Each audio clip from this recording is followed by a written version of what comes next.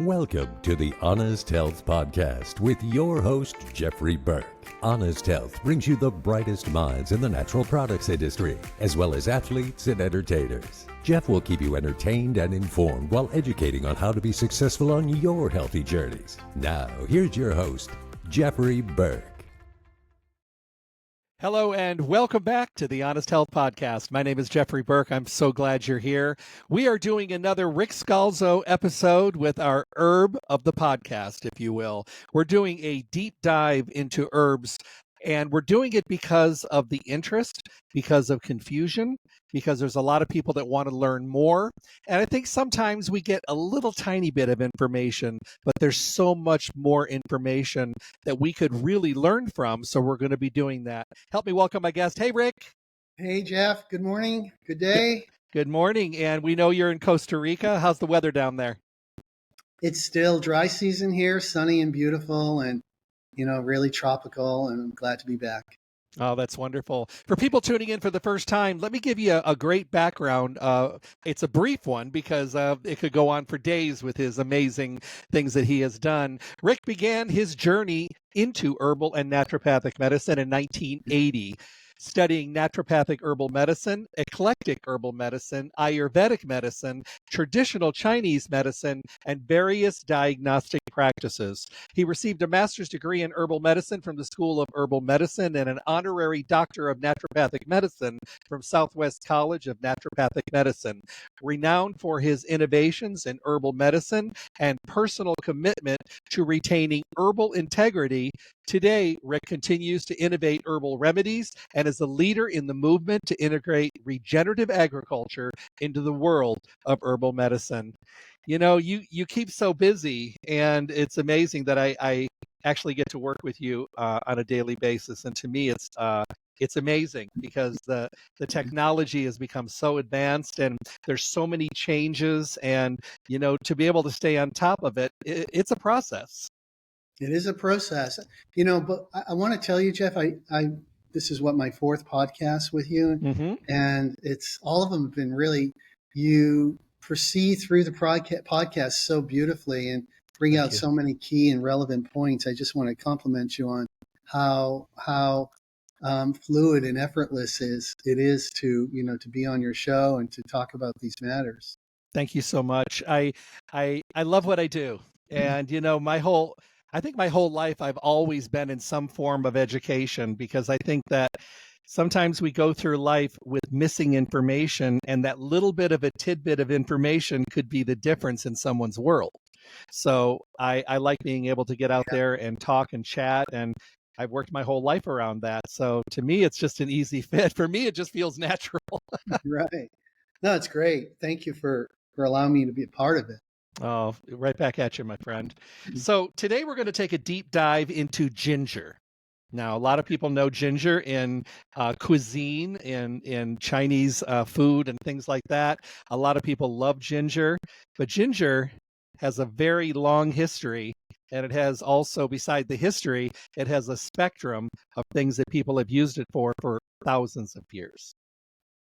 That's for sure. And, we're fortunate because we're in the tropical land here in Costa Rica to grow our ginger right here on our own regenerative organic farm, which makes a world of difference when you talk about what ginger brings to the table, so to speak, in terms of its taste, its flavor, its, all the therapeutic, healing properties that ginger adds to tea. I've just been drinking some ginger tea that's grown on our farm, Jeff, and I've been grating it up with the grater and adding a little honey to the tea water. And the flavor is just so beautiful. And I know, because I grow it myself, I know the therapeutic value of regenerative ginger and how much more potent that ginger is. So I want to kind of put in a word for regenerative organic ginger. There's a lot of value, even above organically grown ginger. There's a lot of value to the regenerative component of farming ginger. Well, I've seen ginger grown in other places, and then I've also seen the ginger that you grow down there. And They're much larger. It looks like it's just packed full of nutrients, and the thing is there's a difference in the size, and we have to give the kudos where the kudos are due to the soil.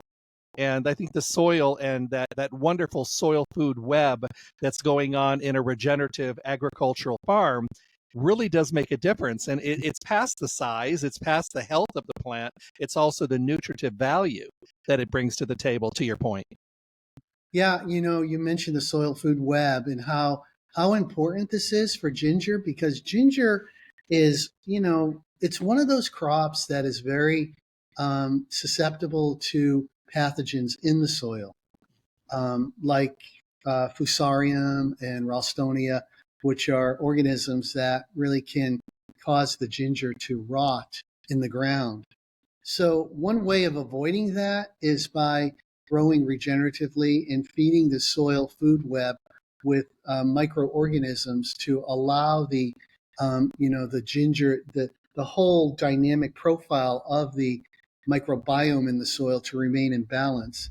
One thing I did learn growing regeneratively, that ginger likes a little company when it's growing, meaning that if you're growing it with an intercrop, it's better than trying to pull all the weeds out, because when you remove weeds from your ginger fields, you actually are disturbing the pathogenic microorganisms, and they have nowhere else to attach to, no roots to attach to when you pull out the roots of weeds.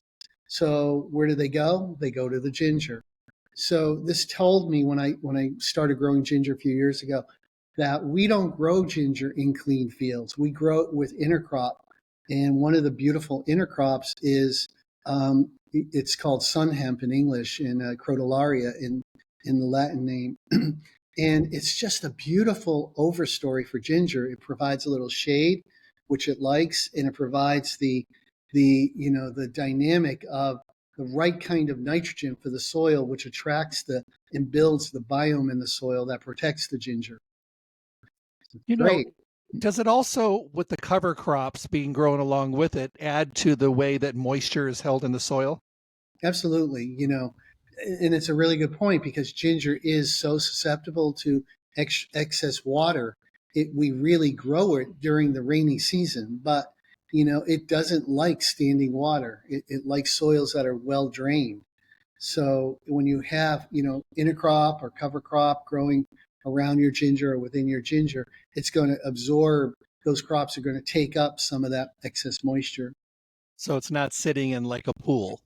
I get it. Yeah, and also those additional cover crops and intercrops, they create portals for the rainwater to drain properly, and so there's no standing water. So yeah, I think it's learning how to grow ginger is an art and a science, and we've really done really well this year with our cultivation. The interesting thing is people understand that we grow a lot of our crops for many of the vegetables and things that we eat from seed. What is the process for growing ginger? Where does it start? So if you go to the grocery store, most people buy ginger in the grocery store. You're probably getting one of the big, what we call hands of ginger. Mm-hmm. And, that's probably a part of a much bigger root. So, I don't know if your audience can see how my hands are, how far apart, but I would say, we're the roots are probably 10, 12 inches apart, that big. So we have to break these hands off, to make smaller human-sized hands of the roots that actually go into market. And when we want to plant ginger, what we do is we break the fingers off those hands. And that becomes the seed stock for next year's crop. Now, do they have to root like in a greenhouse, or do they go directly in the soil? They go, we treat the soil with some what we call mountain microorganisms, and then the ginger goes right into that soil, right after it's got a cure for a couple months after it comes out of the ground. So we harvest ginger, harvest time is January, February, and then we plant it in April, late March, early April.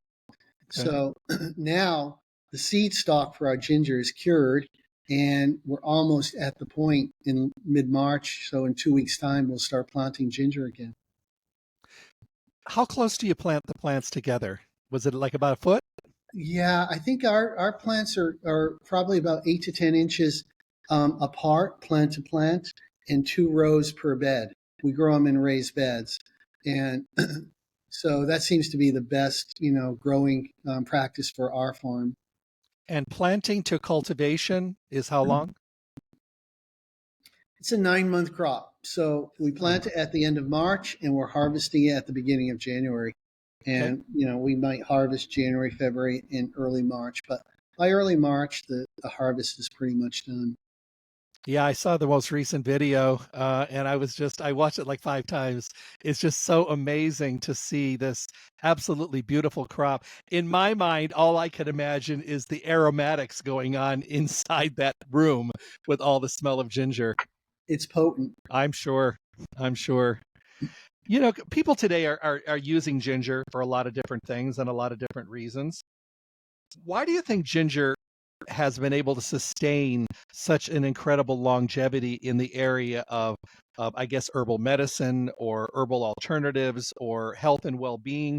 Because it's lasted Yeah. a long time and it's never dwindled in popularity, especially through things Well, like Asian medicine and things like that. exactly. And that's just the point. It's been a part of Asian culture, traditional Asian medicine, traditional Chinese medicine, Ayurvedic medicine. It's been a part of these ancient systems of medicine for 5,000 plus years. And, it's been, you know, indoctrinated into the food world, and most households use ginger in one form or another in tea or in cooking. And so it's really become a staple for us. But I think one of the reasons why, when you look at these TCM practices in Chinese medicine and Ayurvedic practices from India, when you look at these systems of medicine and what is ginger typically used for, it's used for very important function in the body. And that is to help, support the functions in Chinese medicine, what we call the functions of the middle jiao. And the middle jiao, the jiao in the middle part of your abdomen includes your stomach, your digestive organs, your liver, and all the way down into the lower jiao, which is the intestines. So when you talk about culturally, what is the use of ginger? It's to really bring in clear energy systems in the middle and lower jiao. And that means it's moving energy through this part of the body so that we don't accumulate stagnation. And, and that's why when you take ginger, it's so good for your digestion.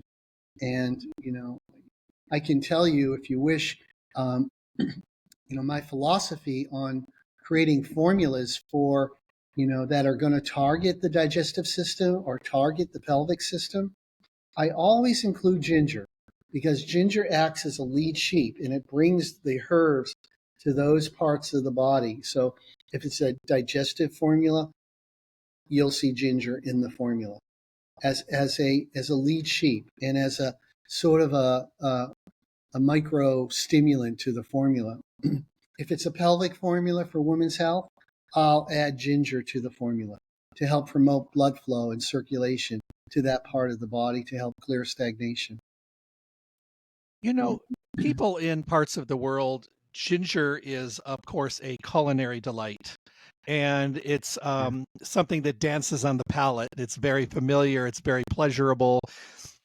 People ask me all the time, if I'm eating a lot of ginger, number one, can I still supplement ginger, like a regenerative ginger as part of my everyday regimen? Or am I getting enough from my food? And can I get too much ginger? Well, if if you're getting too much ginger, if you have a little irritation or burning or acid, indigestion from the ginger, if it's too pungent for you. But I think it's fine to include ginger in your cooking or take ginger tea and supplement ginger. Okay. Kokora, our company, is soon to launch a ginger capsule product, I can't which wait. I think would be wonderful to take a capsule along with each meal to help promote healthy digestion of your meal. I'm very excited about that because number one, it's regenerative, and two, I know where it's being grown, and I know how it's being grown, and to me, that's important. I think you and I being in the industry as long as we have, I think our focus as consumers and both being on both sides of the fence, I don't know that the public were as aware of how things were grown and where they were grown. It's just things that never came up in conversation. But we're living in kind of a transparent world right now, and people want to know more. So I love the message that you're bringing about regenerative, because I think it's not only a really good idea, but I think regenerative agriculture could be an amazing problem solver around the world in many areas where we need to increase the quality and the quantity of the crops that we're growing. In ginger, the contribution ginger makes to that, because I like to say ginger likes company. So it likes to grow with intercrop, and it likes to have other plants around it. All the better that from a regenerative perspective, the more green you have on your soil, the more carbon drawdown. It's going to sequester more carbon the more we have on the soil. When the soil is barren, it's releasing carbon into the atmosphere. So we want to draw down carbon. And so the greener our soils are covered with more and more green, the better it is for carbon drawdown. It's funny. I was having this really in-depth conversation with a friend of mine who's been around as long as I have, which is a very long time. And we were talking about how when organic started to really kind of filter in, and people were really, buying into and embracing organic, which is great. And how the mindset was, the more we tilled, the more we turned, the more we moved and worked the soil, the better it was, and the more things we added to the soil. And it's interesting because today with regenerative, it's the less we work the soil, it's the less soil we keep visible, and cover crops make much more sense. So a different philosophy. Very different philosophy. You don't want to till your farm. I mean, that's the bottom line with regenerative farming. You want to keep building up the topsoil, building up that top layer of soil. And, the more your practices in regenerative farming is to transform, nitrogen into ammonium nitrate, which is a better form of nitrogen for the plants. Weeds don't like ammonium nitrate. So you can actually use regenerative farming to actually control the weed population and produce larger, more productive plants. I don't want to deviate, but I was just looking at our ashwagandha fields this year, and which are now being prepared with this yeoman's plow. I love the yeoman's plow. Adding a lot of microorganisms to the soil, and those plants are growing. The leaves, some of the leaves are like the size of melons. And I haven't seen this much foliage production, which is great for carbon drawdown, And so it tells me this method of farming regeneratively is really, really productive. And we saw the same thing on this past year's ginger crop. Our ginger fields were the aerial parts of the ginger were very, very herbaceous, if you will. There was a lot of production of herbaceous material on the top part, and underground the roots were our ginger roots were very, very large this year. They were huge. The pictures were amazing. They took me back a few steps. I was just like, oh my goodness, this is amazing. Why is everyone not doing this? So it's nice that we're getting the word out, and it's nice that we're opening the transparent doors, if you will, and sharing this, because I think it really is important. And I know that the soil down there, I know that I've mentioned it before, but you got a gold level standard rating on your soil down there, which has never been done. And I think that's absolutely phenomenal. It's a great testimony to the quality and the integrity of what you're doing and what you're putting back, because regenerative is not just the process of the growing of the crop, it's also what you're doing for today, tomorrow, next year, and 10 years from now. You're passing it on, you're paying it forward, if you will, and that's just something we've never done. So it's an amazing philosophy. Yeah. So, when we think about how do we bring ginger into our daily world, Mm-hmm.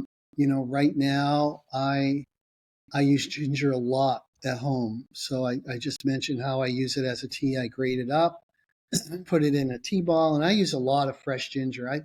I prefer using fresh ginger for my tea. It's dry ginger is great. You can use it. It's a little bit more pungent.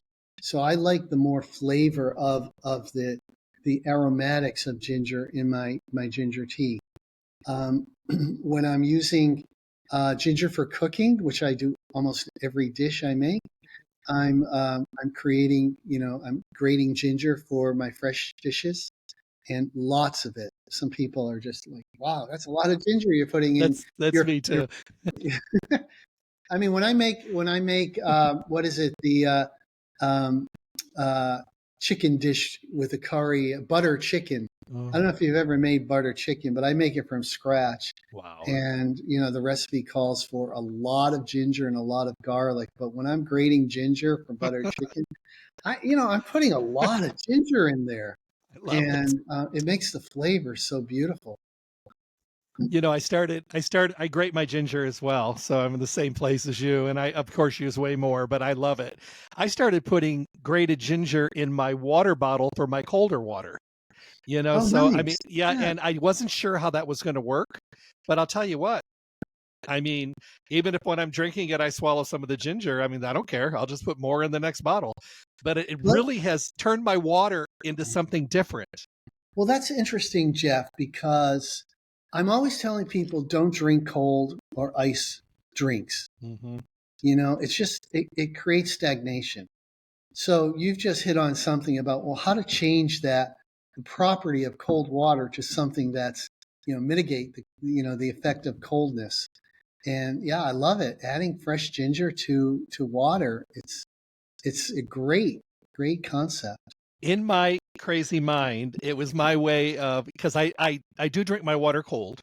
And I thought if I added ginger to it, would that be a warming element that would kind of do a little offsetting, but still my palate would be happy because the water was cold. But as it gets inside of me, maybe I'm doing something good. So Yeah, no, it's that's where my mind went. I think it's great. And ginger by nature, some of its properties are warming. Hmm. It's by taste, it's pungent. Hmm. It by action, it's stimulant, but Hmm. stimulant to specific, as I said, the middle and lower jaw, and which is the digestive and pelvic tissues. So it's warming, it's pungent, and it's stimulating by nature. So I think, when you look at what are some of the premises of illness today, illness is usually born of three things: dampness, stagnation, and inflammation. And when you look at the three pillars of disease, illness, dampness, stagnation, and inflammation, ginger is probably one of your finest herbs and foods to curb those pillars of disease. It is something that will check excess dampness in the body. It is something that will, remove energetic and physical stagnation in the body.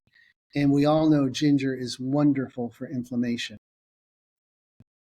With the regenerative ginger that you are bringing out to market to the consumer, to us, are you someone that recommends using ginger with food or in between meals? It really depends on how you're using it, but it's so appropriate to use it with meals. And I think if you're not using it for any specific illness, I might take it with meals. If you're using it for um, like menstrual stagnation, for example, I might take it between meals because it helps to promote the flow of blood to the pelvic organs. Okay. So it could be versatile. It is versatile, and in that case, you probably want to use the Kokora ginger capsules. When you're using it that way, if you want to enhance the vascular system to, the pelvic and middle organs, I probably would use it as a capsule, between meals.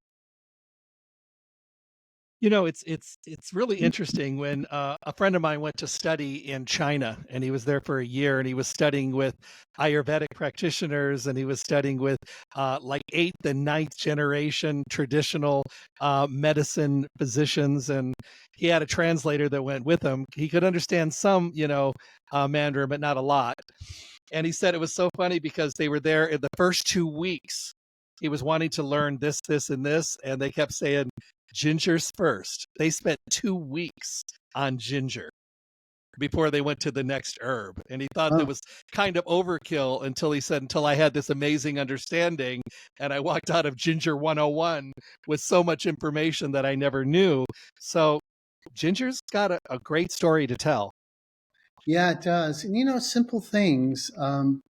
When I was studying Ayurveda, one of the practices every morning we did in I would go on these long retreats at 6 months at a time in Vedic retreats. And every day we started the day with a ginger cordial. And the ginger cordials are very easy to make. All you do is you take warm water, you grate fresh ginger, you juice the fresh ginger into, so 50% ginger, 50% water, and then you add a spoon of honey and mix it up. And then you drink a little shot glass of this, to start your day. And that helps to awaken your digestive juices, awaken your whole circulatory functions. And it's a great way to stay healthy because it is clearing dampness, stagnation, and inflammation from your body. Just to start your day that way as a routine, a ginger cordial. And I have to tell you, I have friends coming oftentimes during whale season down here in Costa Rica. And, so we go out on a boat and I always make ginger cordial whenever I'm going out on the boat because invariably somebody's going to get, nauseousness from the sea. And, so I always have ginger cordial with me just in case somebody's feeling nausea or a little seasick. Love that. I've been seasick on a fishing boat, so I know what that's like. It's no fun. There's nowhere to go. No, there's nowhere to go. I got to tell you a funny story about this because I think I'd love to share this. I was out on a panga on the ocean, and the guy was standing in the middle. He was steering, and my friend was at the front, and I was at the back on chairs with our fishing poles. And I was looking at my friend because the time before we both got sick, and I was looking at him, and I go, "You doing okay?" He goes, "Yeah, I'm doing fine." So both of us, we were out in the tuna waters. And it was really interesting because we both started getting seasick at the same time. And the guy came over and he said, stand up. And he pushed each of us in the water. And we were like thrashing for a minute. And all of a sudden, everything just kind of balanced. And then he pulled us back in and he said, you just need to reset yourself. And he put us in the chairs and we fished and it was perfect. And I thought to myself, that's weird, but I'm prone to that. So now I know to take a ginger cordial with me. Take a ginger cordial and you'll see how amazing it is. So here's a question I have for you that I've been saving. We talk about body types, different kinds of body types. Is there a body type that does better with ginger than other body types? If you're looking, speaking of Ayurvedic, interpretation of body types, we have Vata, Pitta, Kapha body types. The Vata type is typically the body presentation is slender and it's very thin, and the constitution is a little bit more frail. With the Pitta body type, the presentation is more muscular and more robust type of body, and with the Kapha body type, we have, a heavier body type and more denser tissues, and the constitution tends to be a little slower, and the metabolic functions tend to be a little slower. So when you look at the properties of ginger, it's actually tridoshic. It's good for all body types. For Pitta types, you may want to, because Pittas are more, Pitta is the fire element. And, so you don't want to overheat a pitta type with too much ginger, but that doesn't mean you can't take ginger. I'm a pitta type, and I love ginger, and I use a lot of it, and I know if it's too much for me. And I've never come across an occasion when I'm using ginger for it to be too much. But that's the only caution is if you're a pitta type, pay attention to how ginger is affecting you. But I would say ginger has more of a tridoshic property in terms of, who should use it. Certainly kapha types and kapha, the time that kapha predominates, one of the times of the 24-hour cycle is from 6 a.m. to 10 a.m. This is kapha time in nature. And what a perfect time to take a ginger cordial, to wake up the body, to move the sluggishness, the stagnation that's present from a long night's sleep. That's really, really good. And for a pitta type, in the event you have digestive insufficiencies like I do, great to support that during, the high, where your digestion should be at its strongest. And if it's not, you take ginger cordial at lunchtime. And if you're a vata type, you may want to take, ginger cordial during the vata time, from 2 p.m. to 6 p.m. is vata time. And, vata people tend to get tired and weaker during that time. And so ginger can help invigorate the system during that time. So I'm always paying attention to the forces of nature and learn from those forces and how to align when and how we take herbs with the constitution and with the formative forces of nature. I do want to thank you because I'm seeing the upcoming products coming out. I want to thank you for using glass bottles. I want to thank you for using vegan capsules. I want to thank you for not adding all the additives and the preservatives and the chemicals to fill up the capsules. So thank you for that, because those are things that people are looking for. And I know your foundation of the highest quality, is there and always has been. So thank you for continuing that tradition. Yeah, there's only one way to do it if you're going to do it, and that is the correct way. So it's just my philosophy. Here's a question for you. If you buy ginger and you have it at home, should you refrigerate it or should you leave it out of the refrigerator? That's a Jeff question. Yeah, it's a good question, because I actually leave mine. I have mine right to the right of me here on my kitchen counter, and it's been there for a couple of months. And so I have properly cured the skin of ginger, and I leave it out. Typically, I wouldn't leave it out that long. Unfortunately, I brought a big sack of ginger home. So I brought a lot of ginger, and just far too much that I personally could use. So I have a lot here, and I can't get to it that fast. But I would typically leave it out. One of the things that I see with ginger happening in the refrigerator, it can tend to absorb some of the moisture in humidity in the refrigerator, and ginger doesn't like that. So I tend to think that for me, and this might be relevant to where you live, but for me, ginger is best on the counter.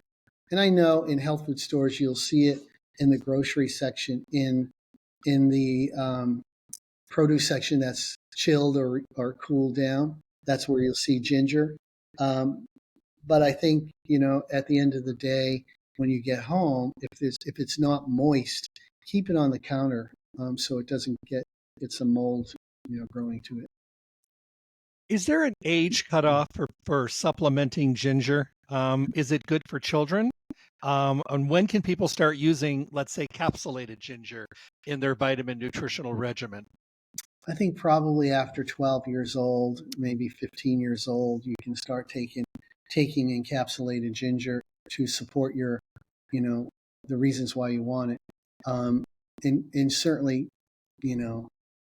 children probably after 2 years old, 3 years old, when they're now eating, fully formed food, can incorporate ginger. I think a little ginger would be great for children to help build up the chi of their stomach chi, which will help them to grow and build a strong microbiome.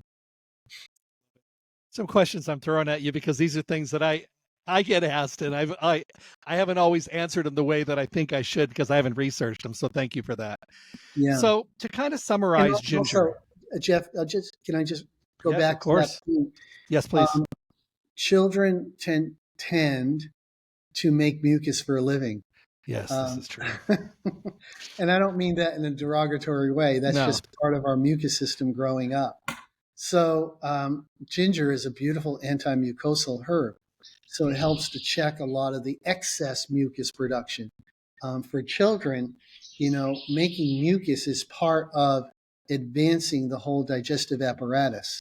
Mucus secretions of the throat, of the stomach, of all, the digestive and intestinal tissues. So it's part of growing up, but it's also, if you can check the excess mucus, which is excess dampness in the body, that's good for a child. Just have enough of mucus production and not too much. Love it. So let's tie this all together and give me an overview of somebody trying to learn about ginger for the first time. Just a little bit of an overview about what we talked about today. Well, ginger is your friend. It's your ally for good health. And I'm really serious when I meant about dampness, stagnation, and inflammation. Ginger can help check that throughout your life. From 2-3 years old on up, ginger is your ally. And if you're ever feeling nauseousness, if you're ever feeling like you're congested and you have too much mucus in your throat or in your lungs, ginger is a very good ally. If you're having some sort of pelvic, stagnation, many different types of ailments prevail in the pelvic tissue, ginger is your ally. When you're making or taking herbal formulas and you want those formulas to work in your digestive or pelvic organs, take ginger. That is your ally. So it has a lot of functions. I have when people are, unfortunately, when they're sick with cancer, going through chemo, ginger is your ally because it helps to mitigate the effects of nausea effects of chemo.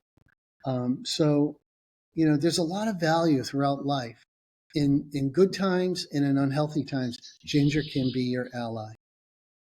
I love that. This is wonderful. Thank you so much. I love these little kind of deep dives because people want to know and people want to know more and they want to be able to expand their own memories and things. And, the internet has been a double-edged sword for a lot of people because there's a lot of information that sounds really good, but it's not good and maybe not true to form. So if we can help with the clarity, I think that does make a difference. Do me a favor, leave everyone with a Ric Scalzo thought of the day. Yeah, I haven't thought about this, but since we talked about the forces, the expressions of nature, and how if we really want to be healthy, how we can align with them, I think it's important to remind people of being in touch, in tune with those expressions of nature, how things in our environment change throughout the 24-hour cycle. At least change in the waking hours from morning to noon to afternoon to evening. The formative forces of nature are guiding our bodies and our growth and evolution and productivity and expression. And pay attention to that. How many people are aware that the sun is influencing their digestion in the middle part of the day? How many people are aware that the setting of the sun is influencing our body systems starting to relax? So become aware of how we relate to the formative forces or formative expressions of nature. Because when we are aligned, we are aligning for health in both in health span and lifespan. So I think that's important to remember. Thank you so much for being here once again, my friend. It's always a pleasure. It's always a pleasure for me, Jeff. Thank you for such great questions. My pleasure. I'm full of them. Thank you, everybody, for tuning in today. Remember to go to my webpage, drjeffreyburke.com. Remember to tap on the Honest Health logo to go to Spotify.